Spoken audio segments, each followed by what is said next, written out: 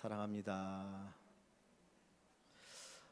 오늘 아까 유지현 집사님 기도해 주셨던 것처럼 박성원로 목사님 하나님의 부르심을 받으셔서 지난 주간에 장례식을 마쳤는데 우리 사랑하는 또 우리 가족들이 함께 예배에 참석했습니다. 이따 예배 끝나고 나서 또 인사 나누시고 위로하시는 시간이 되었으면 좋겠습니다. 지난 추운 겨울에 평창 올림픽으로 인해서 많은 분들이 또 기쁨도 얻었고 즐거움도 얻었고 또 행복한 시간을 가졌습니다. 메달을 땄던 메달을 땄지 않았던 국가의 부름을 받아서 태극 마크를 달고 애쓴 선수들이 너무나 귀하고 소중합니다. 그런데 그 선수들이 하는 이야기가 가슴에 태극 마크를 달면 가슴이 뭉클해진다고 그래요. 자부심이 생긴다고 합니다. 아, 내가 국가의 부름을 받았구나. 요즘 이렇게 길을 가다 보면 큰 현수막들이 걸려 있습니다. 선거 얼마 남지 않아서 국민의 선택을 받기 위해서 자기 이름을 알리고 명함을 나눠주고 현수막을 붙이는데 국민의 선택을 받는다고 하는 것이 얼마나 큰 자랑인가 하는 것을 볼 수 있습니다. 사람들의 선택을 받는 거 귀하고 소중하지요. 근데 그것보다 더 귀하고 소중한 게 있는데 하나님의 부름을 받는 겁니다. 만왕의 왕이신 하나님, 온 세상을 창조하시고 지금도 이 세상을 다스리시는 그 하나님이 나를 부르셨다. 이것만큼 감격스러운 것이 없습니다. 우리는 생각할 때 내가 예수를 믿었다고 생각합니다. 내 의지와 내 믿음을 가지고 예수를 믿었다고 생각하지만 엄밀한 의미로 본다면 하나님이 우리로 하여금 예수를 믿게 한 것이고 하나님을 믿게 한 겁니다. 하나님이 나를 불러주셨기 때문에 내가 하나님을 믿고 그리고 하나님을 섬기게 되는 겁니다. 오늘 본문에 보면 하나님이 아브라함을 부르시는 장면이 나옵니다. 하나님께서 아브라함을 불러주셨어요. 그래서 아브라함의 인생이 여기서부터 새롭게 시작되어집니다. 우리의 삶이라고 하는 것도 어떻게 보면 하나님의 부름에서부터 새롭게 시작되어지는 것입니다. 하나님을 알지 못하고 살아갔던 인생이 하나님을 알게 되어지고 하나님의 부름을 받고 예수를 믿고 나서 우리 인생의 변화가 일어나기 시작하고 새로운 삶을 살게 되어지고 하나님의 자녀가 되어지는 것입니다. 그래서 저와 여러분들이 하나님이 나를 부르셨다고 하는 이것이 내 인생의 최고의 은혜요 복인 줄 믿으시기를 바랍니다. 하나님이 날 불러주신 것이 은혜예요. 하나님이 여러분을 불러주신 것이 은혜입니다. 여기에서부터 구원이 시작되기 때문입니다. 그런데 하나님께서 아브라함을 부르시는데 이 아브라함 동시대에 살았던 사람이 하나 성경에 나오는데 그의 이름이 욥입니다. 욥. 창세기는 성경의 맨 앞에 나오지만 욥에 관한 이야기에 기록되어진 욥기서는 그 시편 바로 앞에 있거든요. 그러니까 우리가 생각할 때는 욥과 아브라함은 꽤 오래 떨어져 있는 사람으로 생각하는데 아브라함이 살던 시대에 욥이 살았어요. 근데 욥기서 1장에 보면 하나님이 욥에 대해서 뭐라고 말하냐면 동방의 의인이다 그랬어요. 동방의 의인이다. 얼마나 욥이 믿음 생활을 잘했던지 하나님께서 그 사단에게 그 욥을 칭찬하셔요. 야, 네가 세상을 두루다니면서 욥을 보았느냐? 정말 그만큼 나를 사랑하고 나를 잘 섬기는 자가 없다라고 말씀하십니다. 어느 정도냐면 욥에게는 10명의 자녀가 있어요. 이 자녀들이 이제 생일을 맞이하면 파티를 벌리는데 파티가 끝나고 나면 이 아버지 욥이 하나님 앞에 제사를 드려요. 왜냐하면 그 파티를 하는 가운데 혹시라도 하나님 앞에 범죄했을까 봐 하나님 혹시 우리 아이들이 지은 죄가 있다면 용서해 주십시오라고 하는 마음을 가지고 제사를 지낼 정도로 그렇게 신실한 사람이 욥입니다. 반면에 아브라함은 어떤 사람이냐? 여호수아 24장에 보면 여호수아가 죽을 때 이스라엘 백성들이 유언을 하거든요. 그 유언 가운데 뭐라고 말하냐면 야, 우리 조상 아브라함이 저 강 건너편에 살 때, 그러니까 하나님이 부름 받기 전에 그때에 그의 아버지가 우상을 섬겼다 그랬어요. 그 아브라함의 아버지 데라는 우상을 섬기는 자이고 전설에 의하면 우상을 만들어 파는 사람입니다. 그런데 영어 성경에 보면 아브라함의 아버지만 우상을 섬겼던 게 아니라 아브라함 자신도 우상을 섬겼던 사람이에요. 그러니까 하나님을 모르고 우상 숭배에 빠져있던 사람이 아브라함입니다. 여러분 같으면 누구를 선택하겠습니까? 하나님이 신실하게 섬겼던 욥을 선택해서 그를 통해 놀라운 일을 하겠습니까? 아니면 우상 숭배하고 살았던 그 아브라함을 통해서 일을 하시겠습니까? 누구를 선택할까요? 욥이죠. 그죠? 저 같으면 욥을 선택할 것 같아요. 그런데 하나님께서는 욥을 통해서 놀라운 일을 행하는 것이 아니라 아브라함을 부르셔서 아브라함을 선택하셔서 그를 통해서 놀라운 일을 하신다는 거예요. 뭘 우리에게 가르쳐 줍니까? 하나님의 부르심이 무조건적이었다는 거예요. 내가 뛰어나서 내가 잘나서 어떤 조건이 구비되어서 하나님이 나를 부르신 것이 아니고 우리가 아무런 하나님께 자랑할 만한 것이 없음에도 불구하고 하나님 우리를 택하시고 부르셔서 하나님의 자녀 삼아 주셨던 것입니다. 이것이 바로 은혜입니다. 그래서 바울 사도는 고린도 교회 성도들에게 이렇게 얘기하죠. 하나님이 가난한 자를 택하셔서 부한 자를 부끄럽게 하시고, 하나님 약한 자를 택하셔서 강한 자를 부끄럽게 하시고, 하나님이 미련하고 어리석은 자를 택해서 지혜로운 자를 부끄럽게 하신다라고 말씀합니다. 우리에게 택함 받을 만한 조건이 없어요. 우리에게 하나님의 선택받을 만한 조건이 없어요. 그럼에도 불구하고 하나님이 저와 여러분들을 선택하여 주신 것입니다. 이것이 바로 하나님의 은혜입니다. 그래서 디모데전서 1장 12절 13절에 보면 바울 사도가 이렇게 고백합니다. 내가 과거에는 교회를 핍박하고 교회를 향한 회방자였는데 하나님이 나를 충성되이 여겨서 나를 택하셨다 그랬어요. 하나님의 택하심이 우리에게 주시는 가장 큰 은혜임을 잊지 않고 고백하시기를 바랍니다. 내가 하나님의 택함 받아 예수 믿은 것이 내 일생 최고의 은혜임을 고백할 줄 아는 저와 여러분들이 되시기를 주님의 이름으로 간절히 축원합니다. 어떤 분은 또 그렇게 얘기할지 몰라요. 저는 태어날 때부터 예수 믿는 집안에 태어났습니다. 저는 모태 신앙이에요. 정말 이것만 큰 은혜가 어디 있습니까? 보통 사람은 중간에 예수 믿는데 하나님이 얼마나 사랑하셨으면 먼저 부모를 택하시고 그 부모를 통해서 우리가 예수 믿게 하실까요? 얼마나 사랑하셨으면 우리 할머니 할아버지가 예수 믿고 그리고 부모님이 예수 믿고 우리가 또 예수 믿게 하는 은혜를 베풀어 주셨겠습니까? 그러니까 모태신앙이다라고 하는 것은 더 큰 하나님의 은혜가 있다라고 고백할 수 있어야 됩니다. 하나님 나를 얼마나 사랑하시면 먼저 내 부모를 택하시고 내 할머니 할아버지를 택하시고 그리고 나를 부르셨을까? 우리가 그러잖아요. 짐승도 개도 순종이 좋다고. 그저 그래서 족보를 따지지 않습니까? 믿음의 족보가 너무나 귀하고 소중합니다. 하나님께서 저와 여러분들 선택하신 것이 큰 은혜인 줄 믿으시고 그 하나님 앞에 영광 돌릴 수 있기를 주의 이름으로 간절히 축원합니다. 여기 2절 말씀에 보면 하나님은 아브라함을 선택하실 뿐만 아니라 그의 이름을 창대하게 하고 그로 큰 민족을 이루게 하신다라고 말씀합니다. 2절 말씀 한번 우리 같이 읽어볼까요? 2절 같이 읽습니다. 내가 너로 큰 민족을 이루고 내게 복을 주어 내 이름을 창대하게 하리니 너는 복이 될지라. 두 가지를 하나님 약속하시. 하나는 큰 민족을 이룬다. 또 하나는 이름이 창대하게 될 것이다. 이름이 창대한다라고 하는 말이 뭡니까? 유명해지는 것 아닙니까? 유명한다고 하는 것은 두 가지죠. 사랑받는다 그리고 존경받는다는 거 아닙니까? 내가 다른 사람들에게 사랑받고 존경받을 때 그 사람이 유명해지는 것 아닙니까? 하나님이 우리를 부르셔서 우리로 하여금 다른 사람들에게 사랑받게 하시고 존경받게 하시는 거예요. 그래서 이름이 창대하게 되어지는 거죠. 또 큰 민족을 이룬다 그랬습니다. 아브라함이 원래 살던 곳은 갈대아 우르라고 하는 곳이었어요. 그런데 하나님이 그를 가나안 땅으로 불러주십니다. 아브라함 지금부터 약 4,000년 전의 사람이거든요.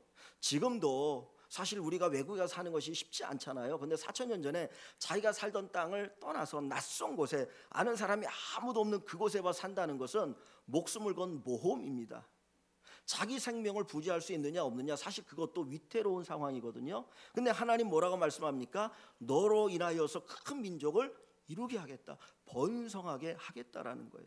사실 거기에는 그 아브라함이 새로 거주하는 그 땅에는 아는 사람이 아무도 없어요. 자기 민족이 어떻게 보면 자기의 정통성을 지킨다라고 하는 것도 불가능하잖아요. 자식을 낳으면 결혼시켜야 되는데 근데 어떻게 민족을 이룰 수 있겠습니까? 하나님께서 놀랍게 번성시켜 주신다는 거예요. 하나님이 지켜주신다는 거예요. 하나님이 보호해 주신다는 거죠. 그러니까 하나님께서 내 이름을 창대케 하리라고 하는 것은 네가 사랑받고 존경받게 할 것이다.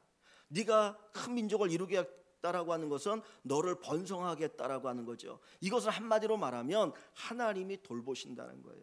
하나님께서는 우리를 부르실 뿐만 아니라 저와 여러분의 삶을 돌봐주십니다. 하나님 우리를 돌봐주셔요. 저는 이사야 선지자를 통해 주신 말씀 너무나 감사한데, 젖먹이는 부모가 혹 자식을 잊을지라도, 젖먹이는 부모가 자식을 혹 잊을지라도 나는 너희를 결코 잊지 않겠다 그랬어요. 남자들은 잘 이해가 가지 않아요. 결혼하지 않으면 잘 이해가 가지 않아요. 그런데 결혼해 보면 이 말씀이 어떤 말씀인지 압니다. 결혼하고 아이를 낳으면 젖이 불잖아요. 그럼 아이에게 젖을 먹여야 돼요. 그런데 젖을 먹이지 않으면 어떻게 됩니까? 전몸삼을 하잖아요. 괴로운 거거든요. 그러니까 때가 되면 아이가 생각나요. 그런데 젖 먹이는 부모가, 어머니가 자식을 혹 잊을지라도 나는 결코 너희를 잊지 않겠다. 이게 어마어마한 하나님의 사랑 아닙니까? 하나님께서 우리를 그렇게 돌보신다는 거예요. 젖 먹이는 어미가 그 아이를 돌보는 것처럼 내가 너희를 돌볼 것이다. 내가 너희를 사랑할 것이다. 내가 너희를 책임질 것이다. 이것이 바로 하나님의 약속입니다. 이 아브라함은 믿음이 어렸을 때에 내 삶을 누가 책임질까 두려웠어요. 근데 하나님의 인도하심을 따라 그가 가나안 땅에 왔지만 흉년이 드니까 그가 양식을 찾아서 애굽으로 내려갑니다. 근데 그의 아내 사레가 너무나 예쁜 거예요. 아브라함의 나이가 75세고 사라의 나이가 65세인데 그때에도 이 사레가 너무 예쁘니까 아브라함이 걱정이 들었어요. 그때는 거의 무법천지 아닙니까? 혹시 내 아내 저 예쁜 여자를 빼앗아 가기로 나를 죽이면 어떻게 하지? 그 마음이 들어서 애굽에 내려가면서 자기 아내에게 이렇게 얘기합니다. 여보, 당신은 정말 아름다워. 그런데 당신이 아름답기 때문에 당신을 빼앗기 위해서 나를 죽이면 어떡할까? 그러니 당신은 애굽에 내려가면 내 아내라고 말하지 말고 내 여동생이라고 말해라. 그리고 내려갔어요. 근데 아니나 다를까 얼마 되지 않아가지고 이 사라에 대한 소문이 그냥 애굽에 쫙 퍼진 겁니다. 그래서 왕궁에까지 그 소문이 들리고 왕이 알게 되어진 거예요. 도대체 그 여자가 얼마나 예쁜지 한번 데려와 봐라. 그래서 사라가 애굽 왕 바로 앞에 가게 됩니다. 역시나 진짜 예뻐요. 그래서 자기의 첩으로 드리려고 합니다. 그래서 첩으로 드리기 위해서 아브라함에게 많은 재물을 주고 그리고 첩으로 드렸어요. 그런데 그날 밤에 하나님이 바로에게 찾아오십니다. 너 건들지 마라. 그 사례는 아브라함의 아내다. 너 건들면 죽는다. 사실 누가 책망을 받아야 됩니까? 아브라함이죠. 남자가 돼가지고 그게 뭡니까? 근데 믿음이 없으니까. 근데 하나님이 아브라함을 책망하는 것이 아니라 바로를 책망하면서 그를 지켜주셔요. 왜 그렇습니까? 큰 민족을 이루도록 하기 위함입니다. 하나님은 그냥 부르시고 선택하는 것으로 끝나는 게 아니라 부르셔서 반드시 하나님은 돌봐주십니다. 내 눈에 하나님 보이지 않지만 하나님의 손길이 여러분과 함께 하심을 믿으시기 바랍니다. 하나님이 여러분을 돌봐주십니다. 우리가 하루하루 살아갈 때 우리를 이렇게 주목해서 보는 카메라가 얼마나 많은지 몰라요. 곳곳마다 골목마다 CCTV가 있잖아요. 우리를 지키기 위함 아닙니까? 근데 하나님의 눈은 불꽃 같은 눈으로 우리를 지켜 보호하여 준다는 거예요. 우리를 돌봐주셔요. 그 하나님의 은혜, 그 하나님의 사랑을 잊지 않고 살아가기를 원합니다. 제가 언젠가 설교하면서 한번 그런 얘기를 했는데요. 우리 교회 요 뒤편에 가면 이렇게 화단이 있잖아요. 거기 가면 뭐 이제 풀도 심겨 있고 꽃들도 있고 나무들도 심겨 있는데 우리 임선희 원사님하고 저희 집 사람이 나무 몇 그루를 심었습니다. 그래가지고 그 심은 나무를 새벽 예배 끝나고 나면은 한 번씩 꼭 돌봐요. 싹이 났는지 꽃이 폈는지 그리고 잡초가 있는지 그러면서 하더라고. 제가 그거 보면서 무슨 생각을 했냐면 다른 사람 관심이 없어요. 그죠? 관심 별로 없잖아요. 뭐가 있는지도 모르는데 근데 심은 사람은 관심이 있어. 심은 사람은 관심이 있어서 혹시나 죽을까 봐 가슴 조이면서 더우면 물 주고 그러면서 가꾸거든요. 이게 하나님의 돌보심이에요. 하나님이 심었으면 돌봐주셔요. 하나님이 여러분을 심었습니까? 하나님이 여러분 돌봐주십니다. 하나님 여러분 책임져 주십니다. 여러분 삶을 인도하여 주십니다. 아무것도 염려 근심 걱정하지 마시고 하나님이 나를 택하셨으니 하나님이 나를 부르셨으니 하나님이 나의 인생을 책임지시고 돌봐주시고 인도하실 것이라고 하는 확신을 가지고 살아갈 수 있기를 소원합니다. 마태복음 6장 32절에 보면 이런 말씀이 있어요. 너희에게 있어야 할 줄을 아시느니라. 이 모든 것이 너희에게 있어야 할 줄을 아시느니라. 우리는 무엇을 먹을까 무엇을 입을까 어떻게 살아갈까 염려근심 걱정하지 않습니까? 그것 때문에 끙끙거리며 살아가거든요. 그때 예수님이 하신 말씀이 이거예요. 야, 공중 나는 새를 봐라. 그거 누가 먹이냐? 들에 피는 꽃을 봐라. 풀을 봐라. 누가 먹이냐? 하물며 너일까 보냐? 왜 염려 근심 걱정하며 살아가느냐? 하나님이 먹이시고 하나님이 입히시느니라. 그러면서 주시는 말씀이 너희에게 이 모든 것이 있어야 할 줄을 아시느니라. 저는 이 말씀이 너무나 귀하더라고요. 하나님이 다 아신다는 거예요. 내가 뭐 피곤한지, 내가 어느 길을 걸어가는지, 내가 어떤 상황이 있는지 하나님이 아시니까 적절하게 우리를 인도해 주셔요.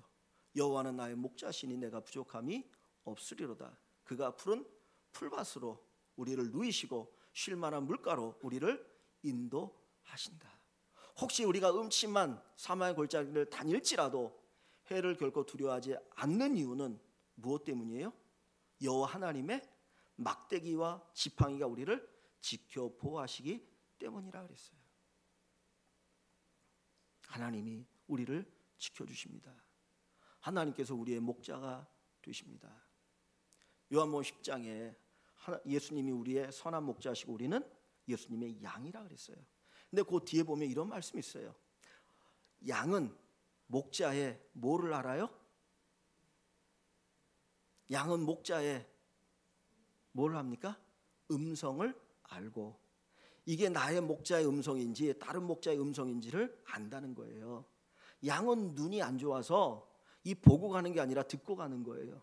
우리가 이 땅을 살아갈 때 우리는 보는 것으로 사는 게 아니라 말씀을 듣는 것으로 살아갑니다. 하나님이 음성을 들어야 돼요. 목자이신 예수님의 음성을 들어야 살 수 있거든요. 그런데 양은 목자의 음성을 알고, 그리고 목자는 뭐를 알아요? 양의 뭐를 안다 그러죠? 이름을 안다 그랬어요. 양의 이름을 안다. 우리 여러분들 가운데 그런 일이 없을지 모르겠지만 자식이 한 10명, 한 7, 8명 낳는 분들 보면 가끔 가다가 부모님들이 자식 이름도 까먹어가지고 다른 이름 부를 때도 있죠. 얘 이름을 부르는데 제 이름을 부르기도 하더라고요. 근데 목자가 양을 칠 때 한두 마리 치는 게 아니잖아요. 수십 마리에서 수백 마리 양을 치는데 그 목자는 그 양의 이름 하나하나를 알고 있다는 거예요. 요 놈의 이름이 뭔지 저 놈의 이름이 뭔지, 거기엔 단순히 이름을 안다는 게 아니라 그 양의 속성을 안다는 거예요. 요 놈은 요런 놈이야, 저 놈은 저런 놈이야. 그걸 다 알고 거기에 맞춰서 그 양들을 보호하고 그 양들을 이끌고 그 양들에게 필요한 것들을 공급해 준다는 겁니다. 하나님이 양의 이름을 안다고 하는 것은 여러분 한 분 한 분의 상황을 아셔요. 여러분의 특성을 아셔요. 그리고 거기에 따라서 여러분들을 인도하여 주셔요. 이게 하나님의 은혜입니다. 사랑하는 성도 여러분, 여러분들이 하나님의 부르심을 받았습니까? 하나님이 여러분을 선택하신 것을 믿으십니까? 그렇다면 하나님이 여러분을 돌봐주시는 것을 믿으십시오. 내가 목자의 음성을 듣고 따라가기만 하면 사랑받는 사람, 존경받는 사람, 하나님의 도와 돌보심을 받는 인생을 살 것이다라고 하는 확신을 가지고 살아가실 수 있기를 주의 이름으로 간절히 축원합니다. 하나님이 우리를 부르셨습니다. 우리를 돌봐주십니다. 뿐만 아니라 오늘 우리를 통해서 하나님이 복을 세상에 내리십니다. 3절 말씀을 같이 봅니다. 3절 같이 한번 읽습니다. 너를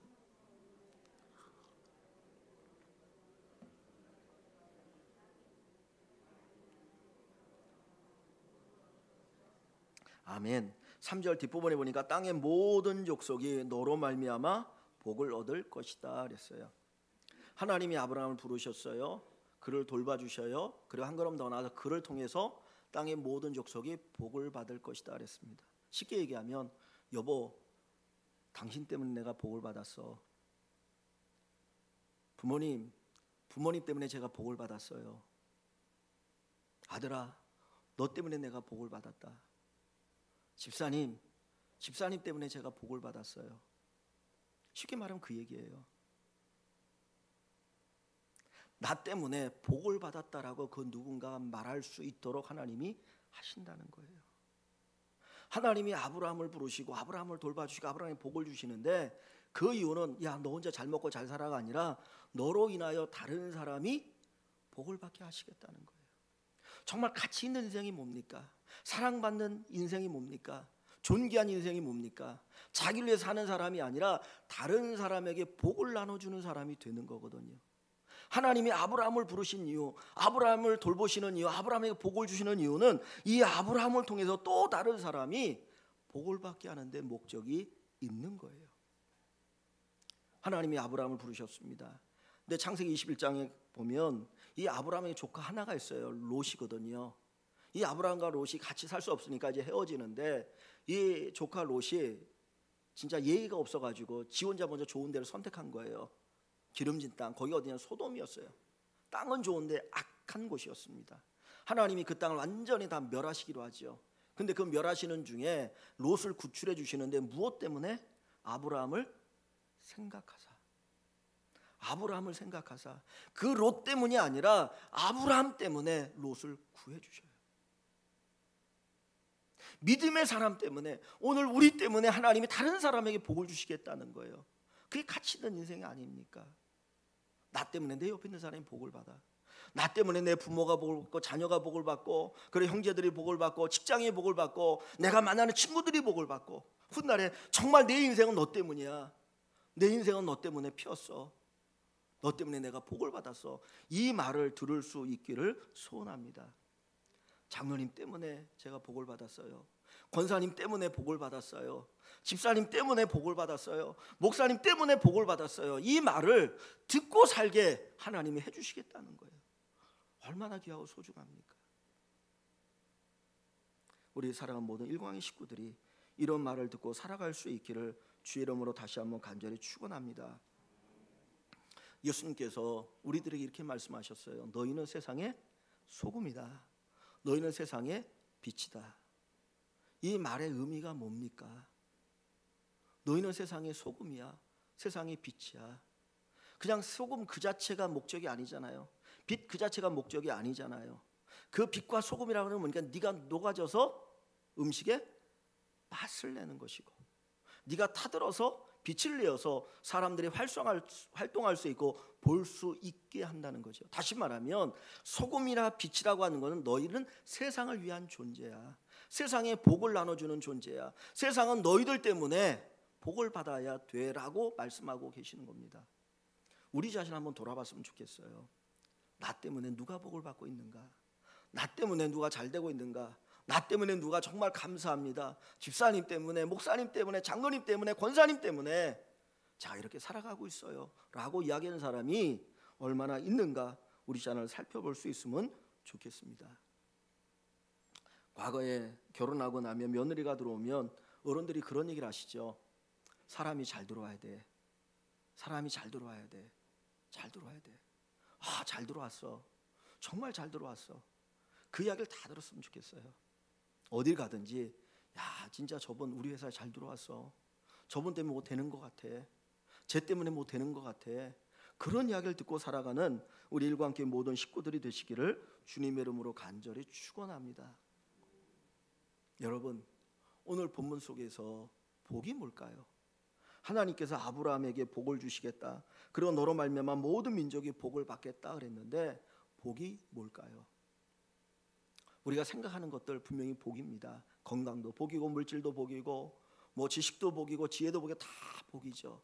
그런데 오늘 본문에서 정말 말씀하고자 하는 복이 무엇이겠습니까? 주님이 말씀하고자 하는 복은 예수 그리스도입니다. 예수 그리스도가 진짜 복이에요. 예수 없는 모든 것은 복이 될 수 없어요. 하나님께서 아브라함에게 복을 주시겠다고 하는 게 뭡니까? 아브라함으로 하여금 그 예수를 믿고 구원받게 하시고, 아브라함으로 말미암아 모든 민족이 복을 받을 것이다라고 하는 것은 그 아브라함이 전한 예수를 통해서 모든 민족이 예수 믿고 구원받게 하신다라고 하는 거죠. 여러분, 예수님이 여러분의 복이십니까? 예수님이 여러분의 복이십니까? 예수님이 여러분의 복임을 믿으시기 바랍니다. 내가 이 땅의 부귀영화 다 누린들 예수 안 믿으면 끝난 인생이에요. 불쌍한 인생이에요. 솔로몬은 고백하잖아요. 헛되니 모든 것이 헛되도다. 예수 없는 인생은 헛된 거예요. 내가 이 땅에서 수많은 것을 얻고 누리고 살아간다 할지라도 하나님 앞에 설 때 그는 죄인이요 영원히 멸망받을 수밖에 없는 인생입니다. 그러나 우리가 조금 부족하고 조금 어렵게 산다 할지라도 예수 믿는 인생은 영원한 하나님의 나라에 들어가게 되어지고 하나님의 은혜를 누리게 되어지고 하나님의 평강을 누리며 살아가게 되는 것입니다. 예수가, 그 예수님이 우리의 복임을 믿어야 할 줄 압니다. 예수님이 우리의 복이 되어집니다. 제가 어른들 신방을 이렇게 다니면서 느꼈던 것 한 가지가 있는데 이런 거였어요. 우리 권사님들이 기도 제목 뭐 가정에 있으면 말씀해 주세요 그러면은 뭐 이런 기도 제목 내고 저런 기도 제목 내시는데 어떤 권사님이 정말 안타까운 마음으로 우리 손주들이 교회 안 나가요. 우리 손주들이 교회 안 나가요. 너무 가슴 아파하시더라고요. 뭐 취직 문제 그거 놓고 기도해 달라고 얘기하는 게 아니라 우리 손주들이 꼭 교회 나가야 되는데 고등학교 졸업하더니 교회 안 나갑니다. 군대 갔다 오더니 교회 안 나갑니다. 목사님 위해서 기도해 주세요. 예수 믿는 가정 되게 해주세요. 저는 그 기도 제목을 들을 때 너무나 감사해요. 사실 손주들이 다 잘 예수 믿어야 되겠죠. 처음부터 한 번도 곁길로 가지 않고 어렸을 때부터 주님 부르시는 날까지 예수 잘 믿는 게 최고 보이겠죠. 그렇게 돼야 되는데 또 할머니 할아버지 마음대로 잘 안 될 때가 있거든요. 근데 그때 취직보다도 돈 버는 것보다도 사회적으로 어떤 점유원자가 되는 것보다도 어떻게든지 예수 믿고 구원받는다고 이 기도 제목 놓고 기도해달라고 할 때 한쪽으로 감사해요. 하나님, 우리 권사님이 기도 때문에, 우리 집사님이 기도 때문에 꼭 돌아오게 해주세요. 다시 예수 믿게 해주세요. 구원받게 해주세요. 이 간절함이 일어나게 되어집니다. 여러분, 복은 예수입니다. 예수님이 복입니다. 그 예수님이 복이십니다. 그래서 우리에게 복 주시기 위해서 하나님이 하나님의 아들 예수를 이 땅에 보내셨잖아요. 그리고 십자가에 달려 죽게 하셨잖아요. 그분을 바라보기만 하면, 그분을 믿기만 하면 누구나 다 구원받게 하셨잖아요. 여기에 우리의 소망이 있습니다. 여기에 우리의 희망이 있습니다. 여기에 우리의 기쁨이 있습니다. 이 예수님을 믿고 증거하고 전하는 저와 여러분들이 되시기를 소원합니다. 여러분이 잘 아시는 타이타닉이라고 하는 영화가 있습니다. 많은 분들이 보셨을 텐데 1912년도에 어마어마하게 큰 배 타이타닉이 만들어져서 이제 영국에서 이제 뉴욕으로 출항을 했습니다. 그 어떤 것도 이 배를 침몰시킬 수 없다라고 자신만만하게 출발했던 배가 출발한 지 한 2시간 40분 만에 결국은 빙산을 만나가지고 이제 침몰하게 됩니다. 거기에 2208명이 탑승을 했는데 695명만 구출되어지고 나머지 1513명이 죽었다고 합니다. 근데 여러분들이 그 타이타닉 홀 보면 뭐 여러 가지가 나오잖아요. 근데 거기 보면 이런 장면이 있어요. 사람들이 막 구출하느라고 막 아수라장이고 막 그런데 그때 이렇게 악기를 연주하는 악단이 있죠. 이 악단이 있는데 다른 것들은 뭐 이제 영화를 만들기 위해서 뭐 연인의 사랑 뭐 이런 거는 이제 다 만들어 놓은 거고 이건 진짜라고 해요. 진짜라고 하는데 이 악단이 거기에서 이제 호화 여객선이니까 거기서 연주라고 하는데 이 악단이 배가 이제 빙산을 만나 침몰한 그 순간부터 완전히 침몰할 때까지 약 3시간 동안 끊임없이 계속해서 연주를 했대요. 연주를 한 이유는 막 아수량이 되니까 사람들이 나살겠다고 막 할 거 아닙니까? 그때 이 조용한 음악을 통해서 사람들의 마음을 가라앉히면서 차례차례 구조를 받게 하고 그리고 몇 명 못 하잖아요. 그럼 나머지는 다 죽어야 되는데 그때 죽음의 길로 가는 그 사람들에게 이 연주를 통해서 하나님을 바라보게 하는 거예요. 하나님을 바라보게 하는 것. 그것을 연주를 하고 3시간 동안 연주했다는 여러분 3시간 동안 끊임없이 계속 연주한다는 게 말이 됩니까? 할 수 없거든요. 근데 그 연주를 하는데 그 찬송이 뭡니까? 내 주를 가까이 하게 함은 십자가 짐 같은 고생이나 내 일생 소원은 늘 찬송하면서 주께도 나가기 원합니다. 죽어야 되는 그 사람들, 죽을 수밖에 없는 그 사람들에게 이 찬송을 연주함으로 그들이 하나님을 바라보게 했다라는 거예요. 근데 뒷얘기가 있는데 여기에 악단의 그 악장이 웰레스라고 하는 분인데 이 사람이 일부러 여기에 탑승을 했다고 그래요. 자기가. 그 이유는 뭐냐면 이 호화 여객선을 타고 가는 사람들에게 복음을 전하기 위해서 자기의 음악을 통해 어떻게든지 복음을 전하기 위해서 거기에 탑승을 했다가 거기서 숨을 거두게 되는데 그때 그 한 사람 한 사람이 예수님을 만나고 예수님의 은혜로 하나님의 나라에 들어가기를 원하는 마음으로 3시간도 끊임없이 연주했답니다.